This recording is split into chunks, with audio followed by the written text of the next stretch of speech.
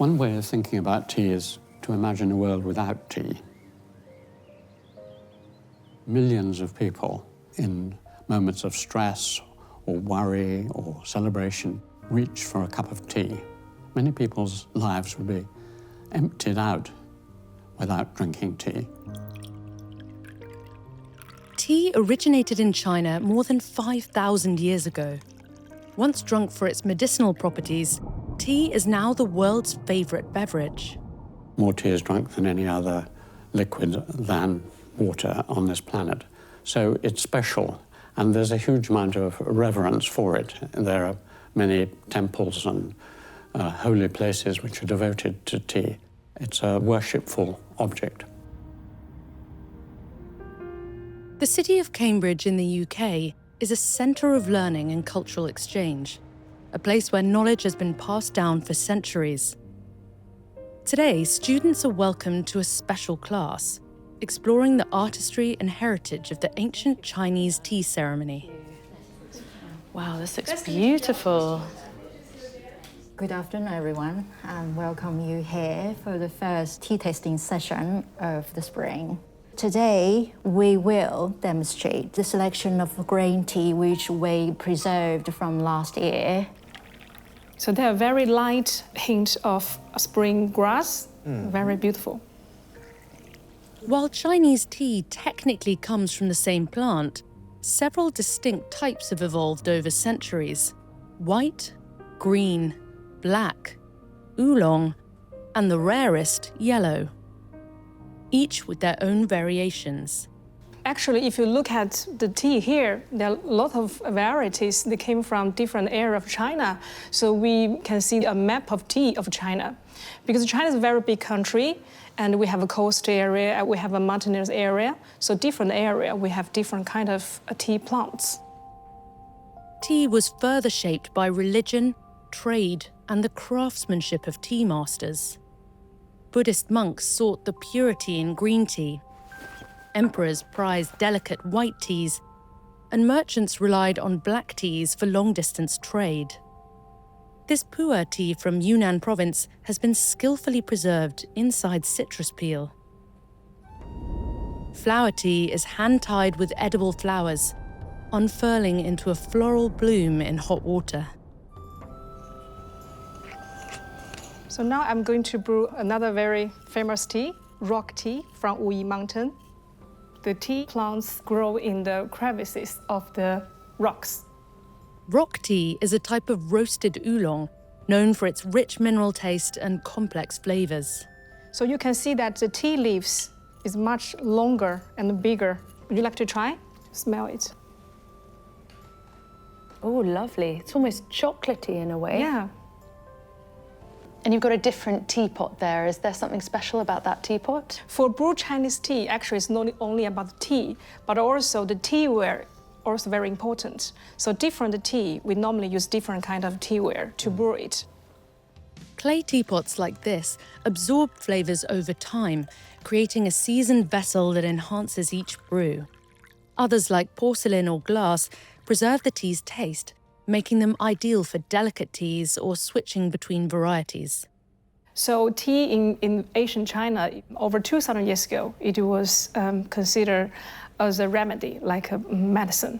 Chinese medicine theory is all based on the theory of we are part of nature, and we are as a whole, as a unit.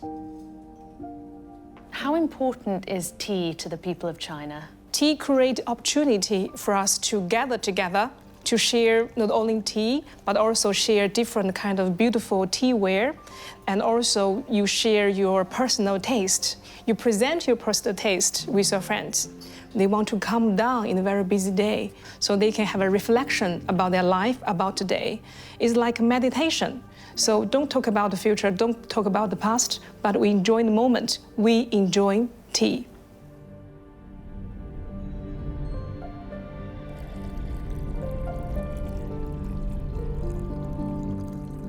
Running right through like a thread through Chinese civilization, like a color, like a dye that has dyed China with a different color. Everything is infused with tea. Professor Alan McFarlane here at Cambridge University has written extensively on the subject. Well, tea is in my blood because I was born in Assam, one of the great tea-producing areas in Shillong, and my father was a manager of a tea estate for 25 years, and so I was brought up among tea bushes. I used to tell my students to drink tea before their exams. It reduces cancers, it reduces strokes, heart attacks, it's good for the teeth, it's very good for the eyes. It increased your memory and your concentration by 20 to 30%. Do you think it was China's intention for tea to spread all around the world? My book is called Green Gold, The Empire of Tea, and I have this conceit that it's not that we that spread tea, that tea is using us to spread itself, which is what plants do. They attract animals who then spread it around, and tea attracted human beings. So the Chinese were great traders, and they traded all sorts of other things like silks and porcelain and other things along the Silk Road. And the great advantage of tea as a trade good, obviously, is that it has high value for weight. In other words, you can carry a lot of tea on the back of a camel or in a ship, and you get a lot of money for it, and it's very scarce. Although tea passed through several European countries before reaching Britain, most favoured the growing trend of coffee drinking, and none embraced tea quite as wholeheartedly as the British, turning it into a sought-after luxury enjoyed by the super-rich in its pure green form, just as it had been in China. Could you paint a picture for me of what Britain was like at that time when tea first started to arrive? It was the most affluent country in general wealth of anywhere in the world. Because of its wealth, it ate really good food, and it also drank very well. The English took the view that water was very dangerous, which it was, so you should never drink water. So what else could you drink? Well, you drank beer. As a safer alternative to contaminated water, tea gradually replaced beer as the everyday drink. Unlike the male-dominated alehouses and coffee houses, tea found favour in the domestic setting. Tea became the property of women. It was the women who made the tea, served the tea. By the 1700s, tea was no longer just a luxury, but becoming a daily ritual for all classes. The rise of black tea, oxidised for long journeys, saw the introduction of milk and sugar to soften its bold flavours, shaping Britain's tea culture. Ships were built to trade more quickly, and prices became more competitive. By the 1800s, demand for tea was so high that sailing ships, known as clippers, would race from China to England. The Cutty Sark was one of the fastest vessels of this era, and now stands in London as the world's last remaining clipper ship. Why was it so important to be first on the tea delivery? Yeah, I mean, it's a strange thing because obviously tea being a dry product, it was a bit of a fallacy, really. But for aspirant Victorians, I think there was a real fashion growing that they wanted the very first. So if you could get back to London first, you could command the highest prices. So in this time, there were great races between clipper ships where cash award was given to the first ship to arrive back in London. And this garnered a lot of press attention, so there was a great deal of excitement building around these beautiful tea clippers, which were pinnacle of Victorian design, but also, crucially, the cargo that they were carrying, this exotic, beautiful tea. But if you think that just one cargo was worth £6 million in today's money, I think that paints a picture that it was pretty big business and a huge part of British life. And what was the journey the tea would then take? A voyage would tend to last about a year, really, because it would take roughly 120 days to get out and around about the same to get back. And then you'd also spend a bit of time in China securing that cargo. With so much effort being poured into Britain's growing obsession with tea, we could ask, was it really just about a drink? Or could the resilient tea plants have been quietly shaping the course of history? The most important effect is that it made the British Industrial Revolution possible, because until tea arrived, there was no possibility that large cities could grow to a size where you could begin to get industrial growth. Because what always happened was that as the city expanded, the water was polluted and you got waterborne diseases. And so suddenly, the population of London, Manchester, Birmingham, and so on in the 18th century could go on growing. Helping cities to grow by providing safer drinking water wasn't the only thing that tea was bringing to the table. You find that from that time onwards, the factories and the mines are incredibly difficult places to work in. You're working with dangerous machinery or deep in the ground. They were sustained by tea. The tea break and the tea trolley were the only ways that people could concentrate for hours on end doing this repetitive and boring work. So we would not have had an industrial revolution, nor would we have had the British Empire, because the pillar of the British Empire was trade, and the pillar of that trade was the East India Company, trading to India. And the East India Company was centrally around the trade of tea from China. So without the tea trade, the East India Company would have been nothing like what it was, and our empire in India and hence elsewhere would have been just a shadow of what it was.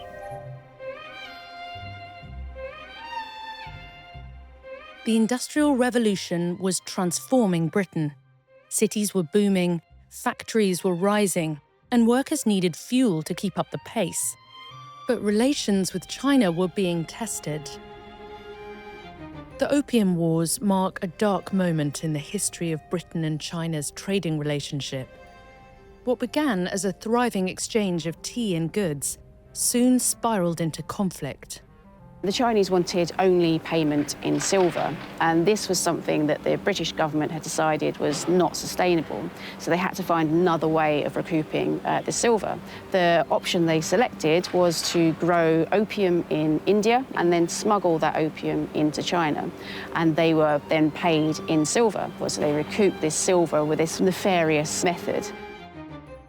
At this time, opium was forbidden in China, and various efforts were made to stop the growing trend. These attempts angered the British authorities, who retaliated with force, ultimately triggering the conflict. So before the Opium War, only Canton had been open to foreign trade. After the Opium War, other ports had been forced to open. And then also there was a very interesting twist where a Scottish botanist by the name of Robert Fortune, he was actually instrumental in what we call, agricultural espionage. The British felt if they could get the tea plants and the closely guarded secrets of how to process the tea out of China, they could grow and produce it themselves. He went into China disguised, spoke the language, blended with the locals. He stole about 20,000 saplings of tea, which were then cultivated in the northeastern part of India in a small town called Darjeeling. It was here that Britain's grand quest to import tea from China took an ironic twist when they discovered India's indigenous Assam tea plants had been thriving all along, right under their noses. So Darjeeling was where Chinese tea bushes slowly flourished, and Assam is where Assam tea bushes were found to be indigenously grown. Fortune and his accomplices recruited Chinese tea farmers to share their cultivation practices, recreating the plant's ideal conditions, true to their Chinese heritage. And established the industry that we now know today in India and Africa, and broke free of being reliant just on trading with the Chinese. Jonathan Jones is a horticulturalist, an expert in botanical innovation, working at one of Britain's most celebrated estates, which, as fate would have it, happens to be home to an historical treasure, with direct links to Robert Fortune himself. So what's this, Jonathan? This is a travelling greenhouse, a Wardian case named after Nathaniel Bagshaw Ward. Oh, wow. This is a complete, exact replica of the oldest surviving one that was found here at Tregothnan in one of the garden sheds. And it was used by Robert Fortune, and what's good about it is that you can lift it up and pop the tea bushes inside, and the water that you've added inside stays inside because it runs down and stays in there like a bottle garden concept. Most of the world's countries that now grow tea got the tea bushes through one of these travelling greenhouses. So where did they find it? I was cleaning out a shed, and one of the garden guys said to me, "Have you seen this old rabbit hutch?" It was under a pile of netting. And when I got to it, I couldn't believe my eyes, because I'd read all about these things. I could not believe that this was a surviving Wardian case. And yeah, this is amazing. It's a living piece of history.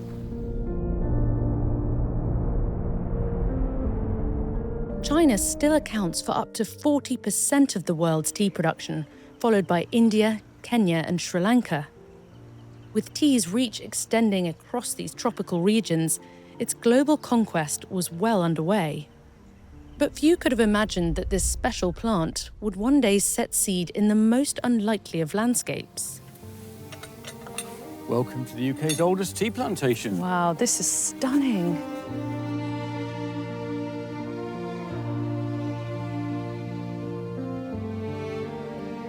Tregothnan in Cornish, meaning the house at the head of the valley, and we benefit from warm Atlantic weather and lots of rain.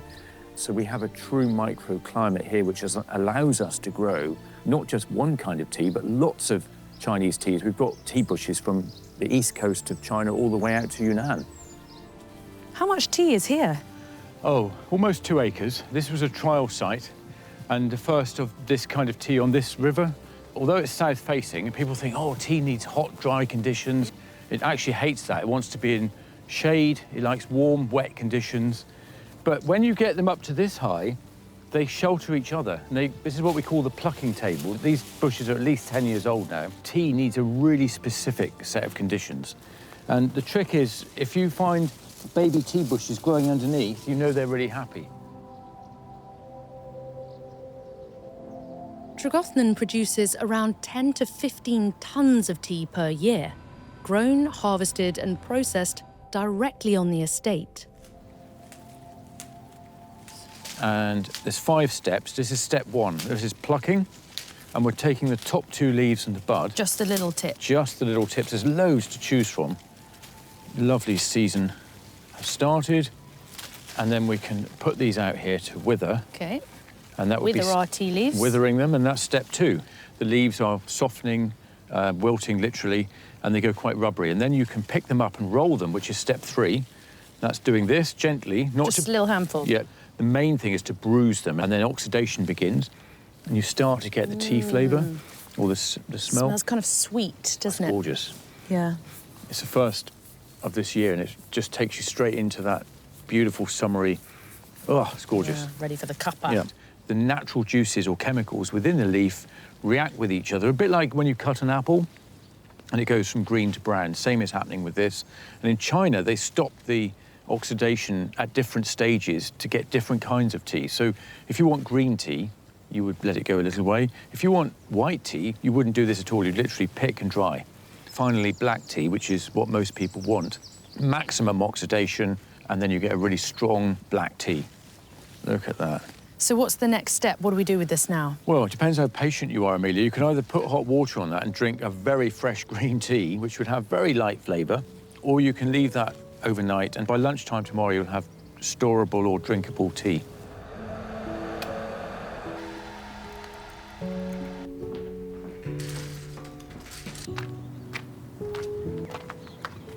Hello. Hello. Hi, John. Good to see you. Lovely to see you. Come Thanks for along in having and me. come Thank you. taste some tea. Now, this is blended with Darjeeling. And here we have it.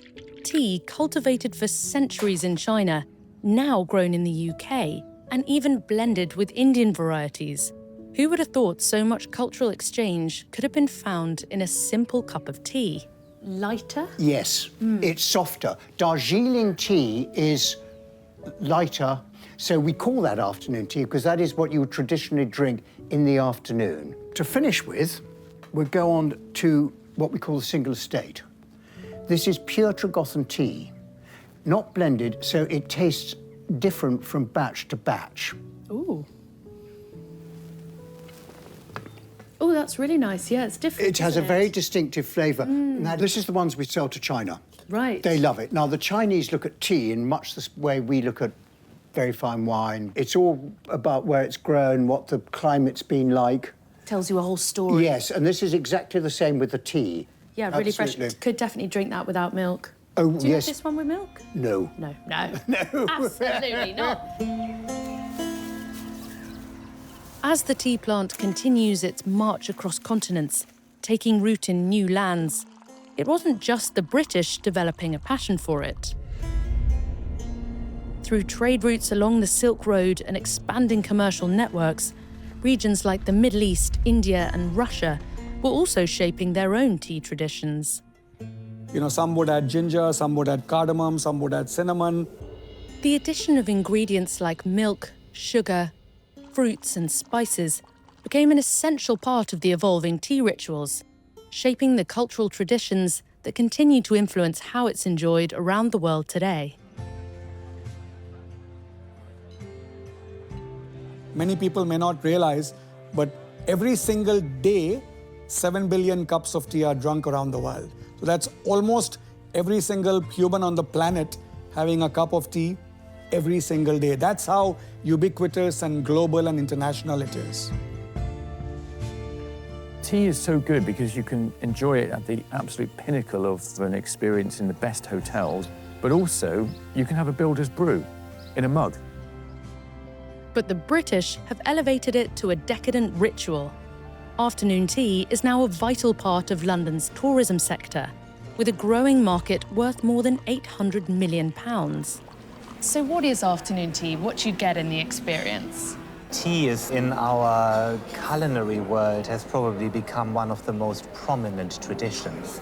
And in a way, you can wonder why, because in theory, you just had lunch and you're about to have dinner. Yet we're having this rather extravagant three-course sandwiches, scones, followed by pastry meal. So what's the necessity of all of this? I mean, if you look around the room right now, Amelia, and you see what's surrounding us, it's literally just happy faces. They're all here to really appreciate the time together. I think because it is so unnecessary, it became such a wonderful occasion to celebrate and link this sort of meal, which isn't lunch and isn't dinner and is in the middle of the afternoon, with the celebration. And I think that's exactly what over centuries and centuries marked it as such a special moment to celebrate. 5,000 years since its original conception, tea continues to find new ways to stay relevant, reinvent itself, and remain an integral part of people's lives and hearts. From traditional loose-leaf brews to modern wellness infusions, the story of tea is far from over. Just when it seemed like tea innovations had reached a limit, along came a phenomenon known as bubble tea.